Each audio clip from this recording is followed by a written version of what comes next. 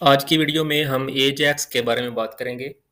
तो अभी हम अपनी डॉक्यूमेंटेशन के अंदर अगर देखें तो जो जावास्क्रिप्ट एजैक्स एंड जेक्यूरी का सेक्शन है, इसको अभी हम फॉलो कर रहे हैं। और पिछली वीडियो के अंदर हमने जेक्यूरी के बारे में बात की थी। तो अभी हम देखते हैं कि एजैक्स क्या चीज़ है।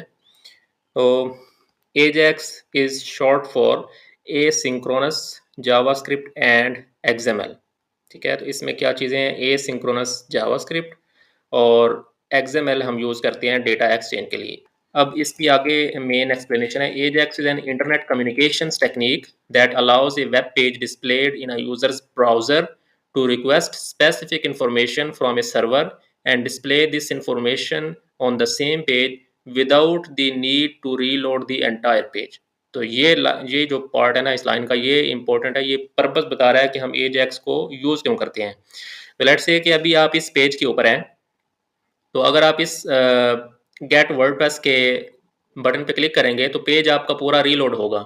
ठीक है, लेकिन एजैक्स क्या करता है कि एजैक्स के अंदर जब आप कोई फंक्शनैलिटी परफॉर्म करना चाहते हैं, लेट्स से कि आप इस बटन पे क्लिक करते हैं और इसके अगेंस्ट जो भी एक्शन होता है वो आप परफॉर्म करना चाह रहे हैं, लेकिन आप इस पेज को रीलोड नहीं करवाना चाह रहे।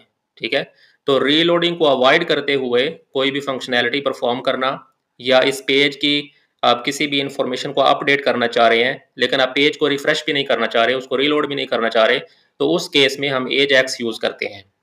ठीक है, तो ये काइंड ऑफ कम्युनिकेशन है सर्वर की और आपके ब्राउज़र की, लेकिन ये आपके यूज़र एक्सपीरियंस को एनहांस कर देता है, आपके यूज़र एक्सपीरियंस को इम्प्रूव करता है, क्योंकि यूज़र को बार बार अपने पेज को रीलोड नहीं करना पड़ता, तो वो ईजिली अपनी जो इन्फॉर्मेशन है उसको एक्सेस कर सकता है।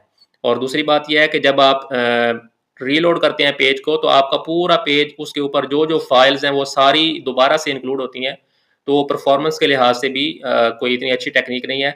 लेकिन एजैक्स जब आप यूज़ करते हैं तो आप वही स्पेसिफिक पार्ट अपडेट करते हैं जो आपको रिक्वायर्ड है। फॉर एग्जांपल, अगर आप इस पैराग्राफ को अपडेट करना चाहते हैं, जस्ट इस पैराग्राफ को, तो अगर आप इस पेज को रीलोड करेंगे तो ये पैराग्राफ अगर आपने फंक्शनैलिटी के थ्रू इम्प्लीमेंट किया हुआ है तो ये पैराग्राफ भी अपडेट होगा, लेकिन ये पूरा पेज भी रीलोड होगा। लेकिन अगर आप इसको अपडेट करने के लिए कोई एजैक्स यूज़ कर रहे हैं तो उस केस में जस्ट ये पैराग्राफ अपडेट होगा, बाकी पेज जो है वो एज इट इज़ रहेगा। तो इससे आपकी जो परफॉर्मेंस है वो भी इम्प्रूव होती है और जो यूज़र एक्सपीरियंस है वो भी इम्प्रूव होता है। While XML is the traditional data exchange format used, the exchange can actually be any convenient format. When working with PHP code, many developers favor JSON because the internal data structure increased from the transmitted data stream is easier to interface with. तो ये simple ये कह रहा है कि Ajax के अंदर जो डेटा एक्सचेंज का जो ट्रेडिशनल फॉर्मेट है डेटा एक्सचेंज करने के लिए, डेटा मीन्स कि आप सर्वर से कोई इन्फॉर्मेशन गेट कर रहे हैं अपने क्लाइंट साइड पे, तो उसके लिए जो ट्रेडिशनल वे है वो XML को यूज़ करना है। लेकिन ये कोई रिक्वायरमेंट नहीं है कि आपने इसी को यूज़ करना है, आप किसी और फॉर्मेट को भी यूज़ कर सकते हैं। लेकिन यूजुअली जो हम एज ए डेवलपर यूज़ करते हैं वो जेसॉन हम यूज़ करते हैं, और इसी की एग्जांपल को भी हम यहाँ पे कंसिडर करेंगे। इसकी कुछ इसने एग्जांपल्स दी हैं कि किस किस तरह से हम एजैक्स यूज़ करते हैं। To see AJAX in action, go to your WordPress administration area and add a category or tag. Pay close attention when you click on the add new button. तो अगर हम इधर अपने डैशबोर्ड के अंदर आएँ और अगर हम पोस्ट के अंदर कैटेगरीज के अंदर जाएं या टैग्स के ऊपर भी आप ये देख सकते हैं चीज़ों को। तो अब लेट्स से कि हम एक न्यू कैटेगरी ऐड करते हैं, टेस्ट कैटेगरी। ठीक है, इसको स्लग हम दे देते हैं टेस्ट डैश कैटेगरी।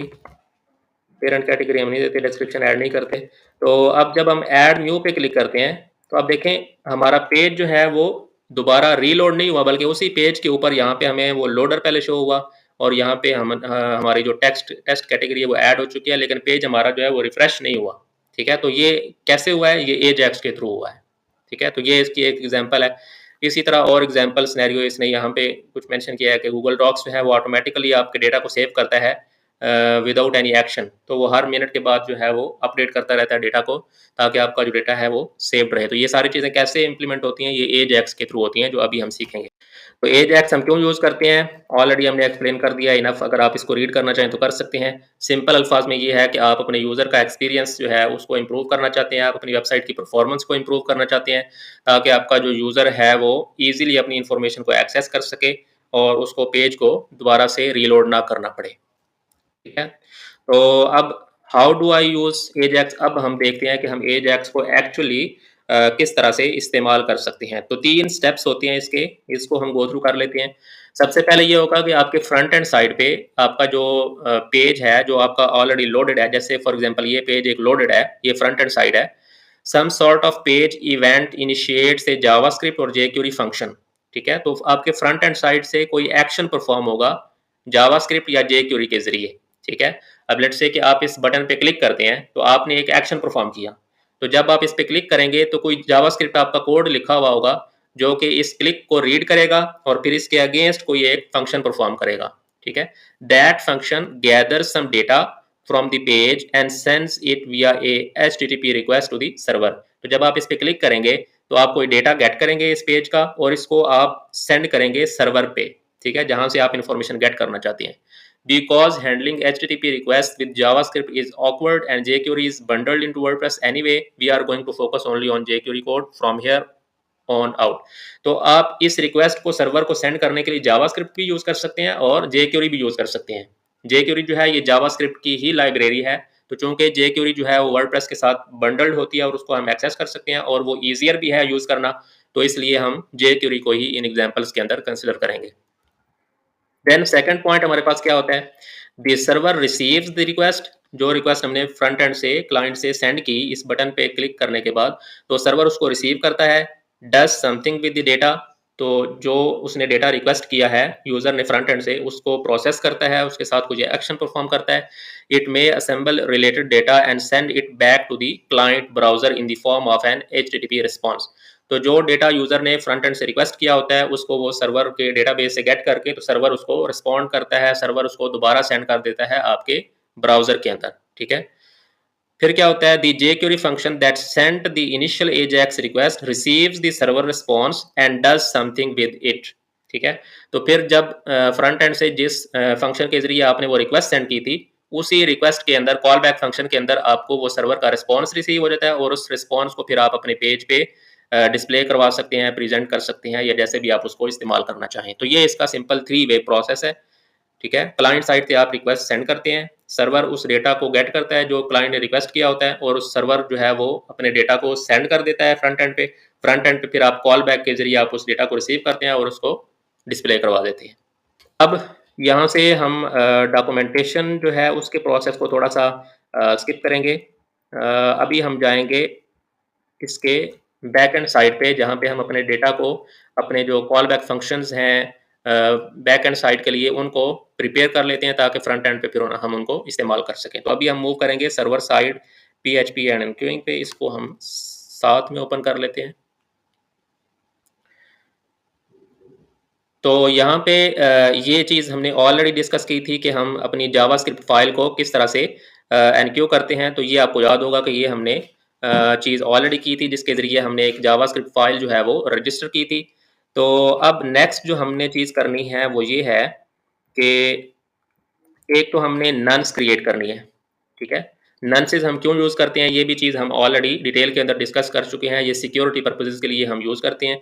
तो PHP के अंदर हम नन्स क्रिएट करेंगे और उसको हम अपने स्क्रिप्ट के साथ, जो हमारी जावास्क्रिप्ट की फाइल है उसके साथ अटैच कर लेंगे, ताकि हम इस नन्स को जावास्क्रिप्ट के अंदर इस्तेमाल कर सकें सिक्योरिटी पर्पजेज़ के लिए।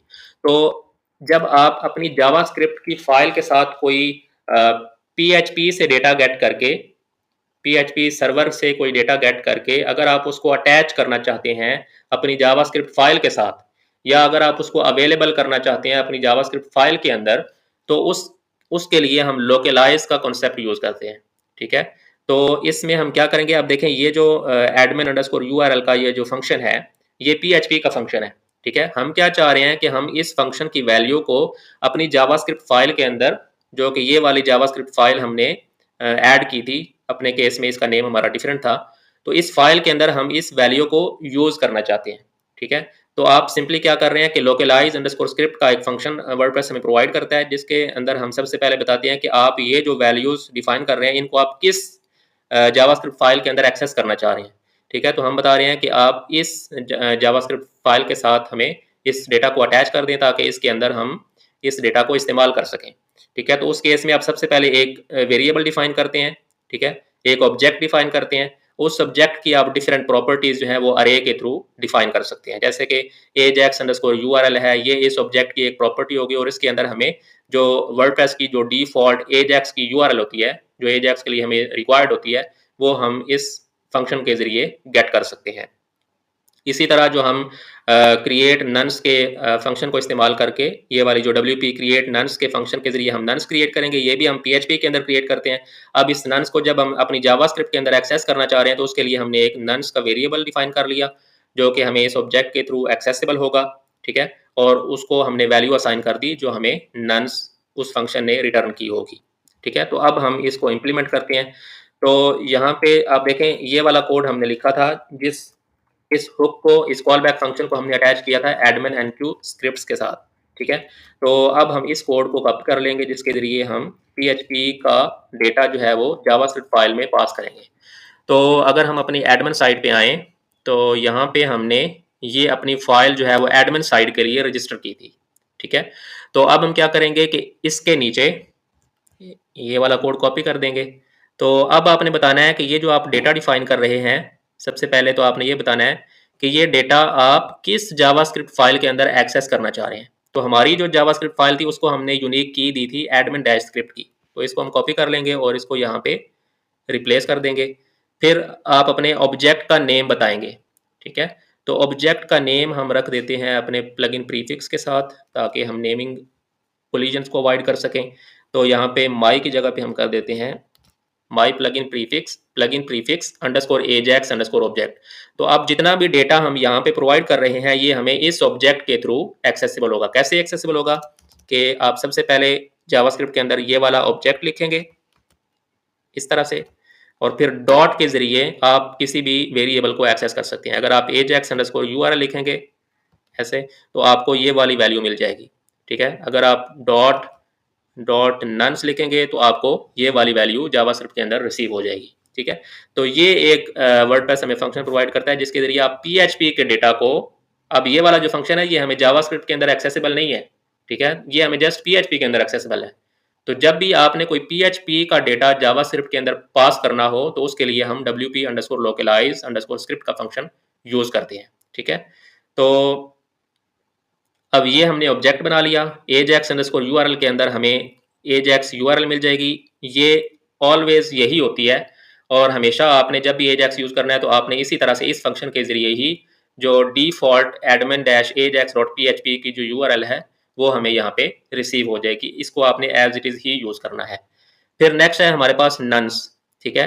तो हम नन्स क्रिएट कर रहे हैं और इसको हम की देंगे। अब ये की जो है ये आपने मेक श्योर करना है कि ये आप यूनिक रखेंगे। तो लेट्स से कि हम जो है इसके लिए इसको नेम दे देते हैं नन्स के लिए plugin prefix underscore ajax underscore example, ठीक है। तो ये आप कुछ भी यूज़ कर सकते हैं लेकिन आपने मेक श्योर करना है कि ये यूनिक हो, और फिर आपने इसको नोट भी रखना है ताकि आप जब इसको वेरीफाई करें तो आप इसको इस स्ट्रिंग को आप पास करेंगे जब आप इसको वेरीफाई करेंगे नन्स को, ठीक है। तो यहाँ तक ये हमारा पार्ट हो गया। अब यहाँ तक कि ये जो फंक्शनैलिटी है इसको अगर हम टेस्ट करें तो अब इसको हम टेस्ट कैसे कर सकते हैं कि ये जितनी भी इंफॉर्मेशन है ये हमें इस admin.js की फाइल के अंदर अवेलेबल होगी, ठीक है। तो अब इसको हम टेस्ट करते हैं। लेट्स से कि हम यहाँ पे अलर्ट यूज़ कर लेते हैं और अलर्ट के अंदर हम शो करवा देते हैं अपने इस वैल्यू को। तो ये हमारा ऑब्जेक्ट है, ये हम पास करेंगे डॉट। अब किस चीज़ को आप प्रिंट करवाना चाहते हैं, लेट्स से कि हम ajax url को प्रिंट करवाना चाहते हैं, तो ये हमने इसको पास कर दिया कंट्रोल S। और अब अगर हम अपने बैक एंड पे आएँ और किसी भी पेज को रिफ्रेश करें, अब यहाँ पे आप देखें हमें कोई चीज़ अभी रिसीव नहीं हुई, ठीक है। हम मेक श्योर कर लेते हैं कि कोई कंसोल के अंदर एरर तो नहीं आया। तो कंसोल के अंदर हमारे पास एरर भी कोई नहीं है, लेकिन स्टिल हमें वो रिसीव नहीं हो रही। इसकी वजह क्या है? ये आपको अक्सर औकात ऐसा होगा कि आपने कोड लिखा है, लेकिन आपको उसकी आउटपुट जो है वो शो नहीं हो रही। उसकी वजह ये होती है कि जो आपका ब्राउज़र है वो आपकी जितनी भी जावास्क्रिप्ट की फाइल्स होती हैं या जितनी भी CSS की फाइल्स होती हैं, उनको वो कैश कर लेता है। उनको वो कैश के अंदर सेव कर लेता है, जो ब्राउज़र की इन मेमोरी होती है उसके अंदर सेव कर लेता है, और वो आपके न्यू कोड को यूज़ नहीं करता, बल्कि जो ऑलरेडी उसकी कैश के अंदर सेव्ड होती है उसको वो यूज़ कर लेता है। ठीक है? तो एक तरीका तो ये होता है कि आप इस कैश की प्रॉब्लम को अवॉइड करने के लिए इसका जो वर्जन है उसको अपडेट करें। एक तरीका ये है कि आप इसका वर्जन अपडेट कर दें, दूसरा तरीका ये है कि आप ब्राउज़र की कैश को क्लियर कर लें। तो अभी हम लेट्स से इसका वर्जन अपडेट करते हैं, हम इसको कर देते हैं 1.0.1 कंट्रोल S। तो अब अगर हम अपने ब्राउज़र के अंदर आएँ, इसको रिफ्रेश करें, अब आप देखें कि हमारा जो लेटेस्ट कोड था उस फाइल के अंदर वो अब यहाँ पे लोड हो चुका है, और हमें जो हमारी एजेक्स की URL है जो कि हम एजेक्सिंग के लिए यूज़ करेंगे वो हमें यहाँ पे करेक्टली रिसीव हो चुकी है। तो एक तरीका तो ये है कि आप इस तरह से अपनी जो लेटेस्ट कोड है जावास्क्रिप्ट का उसको कैश से अवॉइड करवा सकते हैं। दूसरा तरीका ये है कि अगर आप यहाँ पे रन कर रहे हैं तो आप क्या करेंगे, कंट्रोल H प्रेस करेंगे, तो यहाँ पे आपकी जो हिस्ट्री है ब्राउज़र की वो ओपन हो जाएगी, और यहाँ से फिर आपने क्या करना है, क्लियर ब्राउजिंग डेटा। ठीक है, क्लियर ब्राउजिंग डेटा पे क्लिक करेंगे, फिर यहाँ पे आपने बाकी सारी चीज़ों को अनचेक कर सकते हैं, और जस्ट आपने कैश्ड इमेजेस एंड फाइल्स को चेक रखना है और इसको आपने डेटा को क्लियर कर देना है। तो उससे क्या होगा कि कैश के अंदर आपकी जितनी भी फाइल्स होंगी वो क्लियर हो जाएंगी, और नेक्स्ट टाइम जब आप अपने पेज को विजिट करेंगे तो आपको जो फ्रेश फाइल्स हैं वो रिसीव होंगी। तो उसको हमने कैंसिल कर दिया, तो यहाँ पे फिर आपको फ्रेश फाइल जो है वो रिसीव हो जाएंगी। तो ये दो मेथड्स हैं जिनके ज़रिए आप अपने न्यू फाइल्स के जो डेटा है, जो फाइल्स के अंदर आपका न्यू डेटा है, वो अगर आपको उसका रिस्पॉन्स शो नहीं हो रहा तो आप ये दो स्ट्रेटजीज अप्लाई कर सकते हैं, जिनके ज़रिए आपका जो कोड है वो प्रॉपरली डिस्प्ले हो जाएगा। अब यहाँ तक हमने देख लिया कि हमारा जो डेटा है वो प्रॉपरली हमें रिसीव हो रहा है। तो अब हम क्या करेंगे कि नेक्स्ट अगर हम अपनी डॉक्यूमेंटेशन की तरफ आएँ तो हमने अब क्या करना है, एजेक्स एक्शंस डिफाइन करने हैं। एक्शन क्या होता है? ये आपका वो PHP का वो फंक्शन होगा जो कि हम फ्रंट एंड से रिक्वेस्ट करेंगे डेटा के लिए। तो जब हम कोई रिक्वेस्ट सेंड करेंगे तो वो रिसीव होगी इस फंक्शन को। ठीक है, और इस फंक्शन के अंदर वो हम डेटाबेस से गेट करेंगे, या जो भी डेटा हम सेंड करना चाह रहे हैं वो प्रिपेयर करेंगे, और उसको इन एक्शंस के जरिए हम वो डेटा सेंड करेंगे तो वो यूज़र को रिसीव हो जाएगा। तो इसको हम एजेक्स एक्शन कहते हैं। तो इसको हम डिफाइन किस तरह से करते हैं। अब एजेक्स से रिलेटेड जितने भी आपके एक्शन फंक्शंस हैं उनको आप रजिस्टर करने के लिए ये वाली हुक इस्तेमाल करते हैं, WP एजेक्स, और ये जो आगे आपका नेम है ना, ये नेम आपका वो फंक्शन का नेम होगा जो आप फ्रंट एंड से रिक्वेस्ट करेंगे। ठीक है, तो इस एग्जाम्पल कोड को हम कॉपी कर लेते हैं। तो जितने भी आपके एजेक्स एक्शन के फंक्शंस होंगे वो आप इसके ज़रिए रजिस्टर करेंगे। तो अब ये जो एक्शन हम डिफाइन करने लगे हैं, अब ये हो सकता है कि आप इसको बैकएंड पे भी यूज़ करें इस एजेक्स एक्शन हुक को। ठीक है, और ये भी पॉसिबल है कि आप इसको फ्रंट एंड से भी एक्सेस करना चाह रहे हो। ठीक है, अगर आप सिर्फ एडमिन साइड के करने के लिए करना चाह रहे हैं तो फिर आप इस एक्शन हुक को admin-core.php के अंदर ही रजिस्टर कर सकते हैं। ठीक है, और अगर आप इस एक्शन हुक को सिर्फ और सिर्फ फ्रंट एंड के लिए रजिस्टर करना चाहते हैं तो आप इसको public-core.php के अंदर ऐड कर सकते हैं। लेकिन हम चूंकि इसको बैक एंड और फ्रंट एंड दोनों के लिए इस्तेमाल करना चाह रहे हैं इस एक्शन हुक को, तो हम इसको डिफाइन करेंगे common-core.php के अंदर। तो ये डिपेंड करेगा कि आपकी किस टाइप की रिक्वायरमेंट्स हैं, तो उस हिसाब से आप इसको अपनी फाइल्स के अंदर ऐड करेंगे। तो लेट्स से कि इसको हम ऐड कर लेते हैं यहाँ पे इसके एंड पे। यहाँ पे सबसे पहले हम एक कमेंट ऐड कर देते हैं, तो यहाँ पे हम वो कोड ऐड कर देते हैं। तो अब यहाँ पे हम क्या कर रहे हैं कि हम अपने जो कॉल बैक फंक्शन है, ठीक है, एजेक्स हैंडलिंग के लिए वो हम यहाँ पे डिफाइन कर रहे हैं, और जो हमारा कॉल बैक फंक्शन है उसका नेम इसने रखा हुआ है माई एजेक्स हैंडलर। तो हम इस नेम को अपडेट करते हैं सबसे पहले। तो हम यहाँ पे ऐड करेंगे प्लगइन, इसको हम कॉपी कर लेते हैं, तो यहाँ पे इसको हम अपडेट कर देते हैं प्लगइन प्रीफिक्स एजेक्स हैंडलर। ठीक है, इसको हम कंट्रोल C और यहाँ पे हम कर देंगे इसको पेस्ट। ठीक है, तो इसकी जो फंक्शनैलिटी है उसको हम बाद में देखते हैं। एक चीज़ जो इंपॉर्टेंट है इस कॉल बैक फंक्शन के लिए वो ये है कि इसको ऑलवेज आपने डाई करवाना है। तो डाई के लिए एक तो PHP का फंक्शन होता है डाई का सिंपल, और वर्डप्रेस के केस में हम WP_डाई का फंक्शन इस्तेमाल कर सकते हैं जो कि वर्डप्रेस हमें प्रोवाइड करता है। तो ऑलवेज जब भी आप एजेक्स का जो कॉल बैक फंक्शन है आपका उसके अंदर एंड पे आपने इसको डाई करवाना है ऑलवेज, ठीक है। एक चीज़ ये है इंपॉर्टेंट। दूसरा ये है कि ये WP_ajax अंडरस्कोर यहाँ तक आपका जो नेम है वो सेम रहेगा, लेकिन जो नेक्स्ट आपका ये जो करेक्टर्स है ना ये आपने चेंज करने हैं। ये वो नेम होगा जो आप फ्रंट एंड से यूज़ करेंगे इस कॉल बैक फंक्शन को एक्सेस करने के लिए, ठीक है। तो इसको हम नेम दे देते हैं, let's say my plugin prefix underscore ajax underscore example, ठीक है। तो ये हमने इसको दे दिया नेम। अब फ्रंट एंड से जब हम इस कॉल बैक को एक्सेस करना चाहेंगे तो हम जस्ट ये वाला फंक्शन, ये वाला नेम जो है ना यहाँ तक ये यूज़ करेंगे, ठीक है। ये WP_ajax इसमें इंक्लूड नहीं होगा। ये आपने एक इम्पोर्टेंट पॉइंट है, ये आपने नोट कर लेना है, ठीक है। अब ये जो चीज़ है ना एक चीज़ और इम्पोर्टेंट है वो ये कि ये जो फंक्शन है WP_ajax, ठीक है, वो अगर वो इस एक्शन हुक के साथ अटैच्ड होगा आपका कॉल बैक फंक्शन, ठीक है, तो उस केस में ये डेटा आपको उसी केस में रिसीव होगा अगर यूज़र जो है वो लॉग्ड इन है बैक एंड में, ठीक है।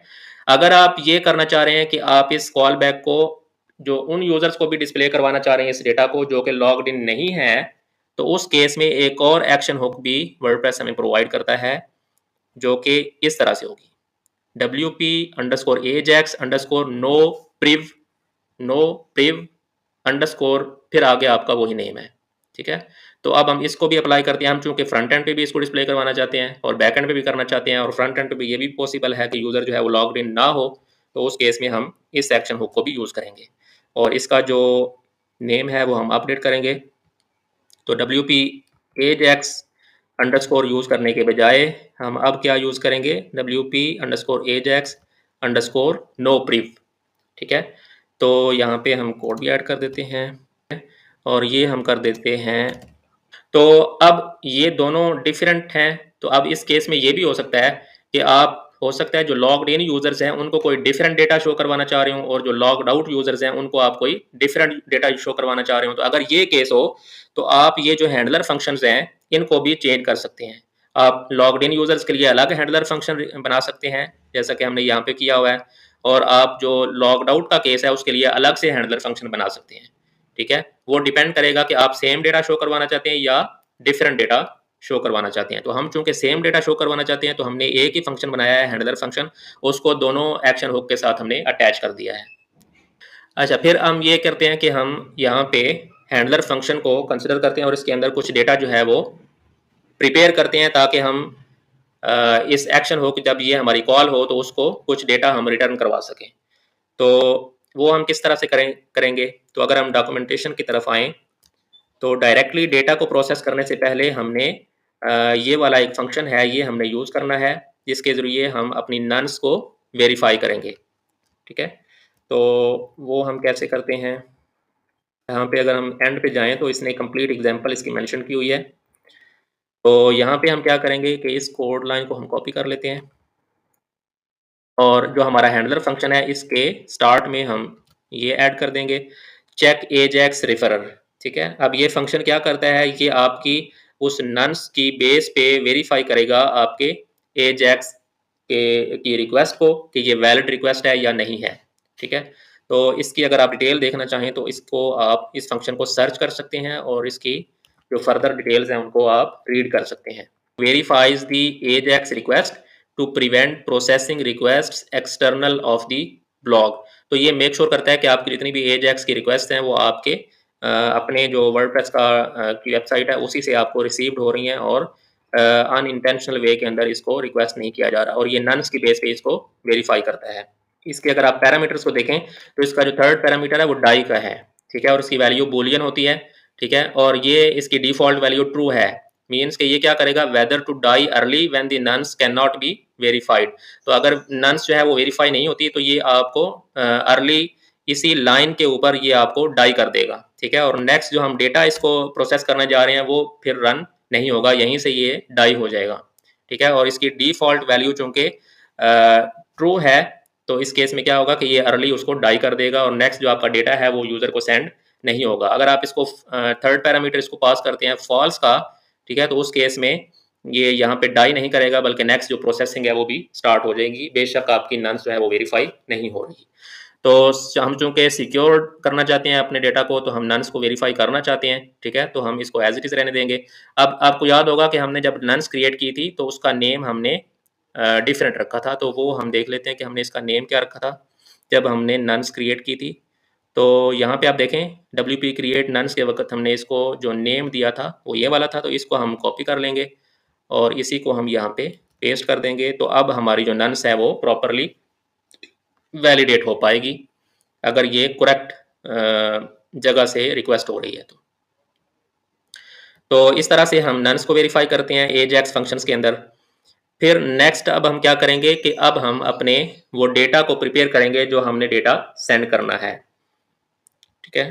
तो इसका जो एग्जांपल कोड है ये किसी और सिनेरियो को कंसिडर कर रहा है, ये कुछ इन्फॉर्मेशन जो है वो यूज़र के मेटा के अंदर सेव कर रहा है, फिर कुछ डेटा जो है वो गेट कर रहा है और उस डेटा को वो सेंड बैक कर रहा है।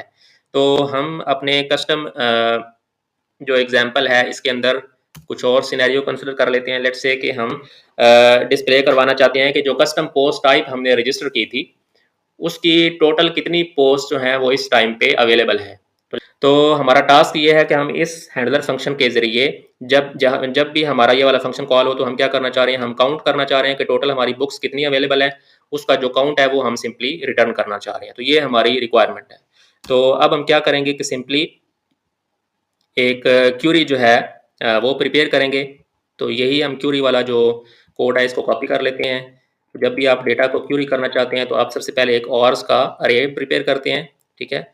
और इस ऑर्स के अरे के अंदर हम अपने पैरामीटर्स बताते हैं जिनकी बेस पे हम क्यूरी करना चाहते हैं। तो अब हम क्या करना चाहते हैं कि पोस्ट टाइप को अगर आप गेट करना चाहें, पोस्ट किसी स्पेसिफिक पोस्ट टाइप की वैल्यूज़ को अगर आप गेट करना चाहें तो वो आप किस तरह से करते हैं कि सबसे पहले आप बताते हैं कि आपकी पोस्ट टाइप क्या है, ठीक है।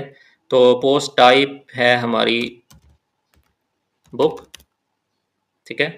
फिर हम नेक्स्ट पैरामीटर इसको दे देते हैं पोस्ट पैरामीटर्स, पोस्ट पर पेज -1 आपने रखना है। बाय डिफ़ॉल्ट इसकी वैल्यू आई गेस 10 होती है। तो आपने अगर आपकी बुक्स जो हैं वो 10 से ज़्यादा हैं तो इस केस में वो फिर आपको जस्ट 10 ही रिटर्न करेगा। तो आपने इसको -1 करना है ताकि जितनी भी आपकी पोस्ट हैं वो आपको आपके अकाउंट के अंदर डिस्प्ले हों, ठीक है। ये हमारा जो आर्ग्यूमेंट्स का अरे है ये प्रिपेयर हो चुका है और इसके ज़रिए हमें दी अंडरस्कोर क्यूरी के वेरिएबल के अंदर वो सारी वैल्यूज़ जो हैं वो हमें सारी पोस्ट जो हैं वो रिटर्न हो जाएंगी। अब हम यहाँ पे एक वेरिएबल बनाते हैं टोटल अंडरस्कोर बुक्स, ठीक है। तो ये ऑब्जेक्ट जो हमें रिटर्न होता है इस क्यूरी के अगेंस्ट, ठीक है, इसका एक पैरामीटर होता है डैश पोस्ट अंडरस्कोर काउंट, ठीक है। तो इसकी जो वैल्यू है वो हमने सेव करवा दी है इस वेरिएबल के अंदर।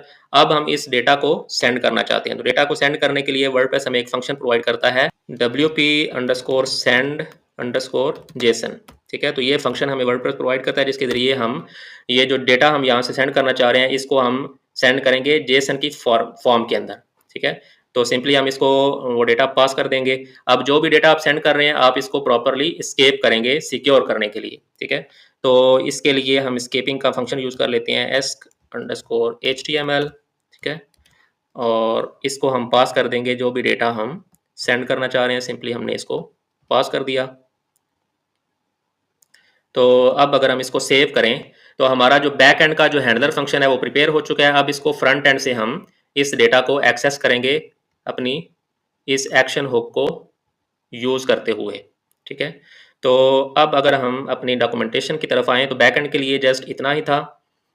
तो अब हम दोबारा जाएंगे वापस अपनी जो फ्रंट एंड वाली साइड थी। तो यहाँ पे अगर आप स्क्रॉल डाउन करें तो यहाँ पे उसने क्लाइंट साइड का कंप्लीट कोड जो है वो एंड पे मेंशन किया हुआ है। हम इसको यूज़ करेंगे और अकॉर्डिंगली मॉडिफाई कर लेंगे। तो ये हमारा फ्रंट एंड साइड पे या जावास्क्रिप्ट का ये हमारा कोड है जिसके ज़रिए हम उस डेटा को एक्सेस करेंगे। तो इसको हम कॉपी कर लेते हैं कंट्रोल सी, और हमारी जो एडमिन जो .js है जिसके अंदर हम इस डेटा को एक्सेस करना चाह रहे हैं, तो यहाँ पे हम क्या करेंगे, इसको हम पेस्ट कर देंगे और जो हमारा अलर्ट का जो लाइन है इसको हम कमेंट कर देते हैं। तो jQuery डॉक्यूमेंट डॉट रेडी ये ऑलरेडी हम कर चुके हैं। तो यहाँ पे आई थिंक हमने मिस्टेक भी की है, हमने इसको कोटेशंस के अंदर ऐड किया हुआ है जबकि इसको डॉक्यूमेंट के तौर पे पास करना होता है। तो इसको हम अपडेट कर लेते हैं jQuery डॉक्यूमेंट, ठीक है। और अब जस्ट हमें डॉक्यूमेंट वाला हमने ऑलरेडी ऐड कर दिया हुआ है, इसके अंदर आप डॉलर का पैरामीटर भी पास कर सकते हैं। तो उससे क्या होगा कि आप बजाय इसके कि jQuery यूज़ करें हर जगह पे, आप डॉलर सिंपली यूज़ कर लेंगे, ठीक है। अगर आप इसका शॉर्ट हैंड डॉलर यूज़ करना चाहते हैं तो आप इस फंक्शन के अंदर डॉलर यूज़ कर सकते हैं। तो अब हम सिंपली ये वाला जो कोड है इसको कट करेंगे और इसको, ये चीज़ ऑलरेडी हम कर चुके हैं, रैपर फंक्शन ऑलरेडी हमारा एडेड है, यहाँ पे हम इसको पेस्ट कर देंगे। तो अब सिंपली हम क्या कर रहे हैं, यहाँ पे वो ये कर रहा है कि कोई भी आपका टैग है जिसके अंदर क्लास उसकी एडेड है प्रेफ के नाम से, ठीक है। और वो ये कह रहा है कि जब भी वो चेंज हो तो आपने ये call back function return use करना है, और उसके अंदर आपका ये वाला वो एक्चुअल फंक्शन है जो कि आपके एजैक्स के रिक्वेस्ट को हैंडल कर रहा है। तो हम क्या करेंगे कि हम एक बटन बनाएंगे, ठीक है, और उस बटन को हम आईडी दे देंगे। हम क्लॉज की बेस पे इसको नहीं करेंगे, बल्कि एक बटन है वो हम अभी ऐड करेंगे। तो उस बटन को हम आईडी देंगे hash get underscore total underscore books, ठीक है। तो हम एक बटन बनाएंगे और उसको हम आईडी देंगे गेट टोटल बुक्स की, ठीक है। तो फिर क्या होगा कि जब भी ये वाला बटन क्लिक होगा, हम चेन पे नहीं करना चाह रहे हैं, हम उसके क्लिक पे करना चाह रहे हैं, ठीक है। तो हम इस फंक्शन को भी चेंज करेंगे, इसको हम करेंगे क्लिक। एक ये है कि आप इस तरह से कर सकते हैं, दूसरा तरीका ये है कि हम इसको कट कर लेते हैं कंट्रोल एक्स, और बजाय इसके कि हम इसको इस तरह से करें, हम डॉट ऑन का यूज़ कर लेते हैं।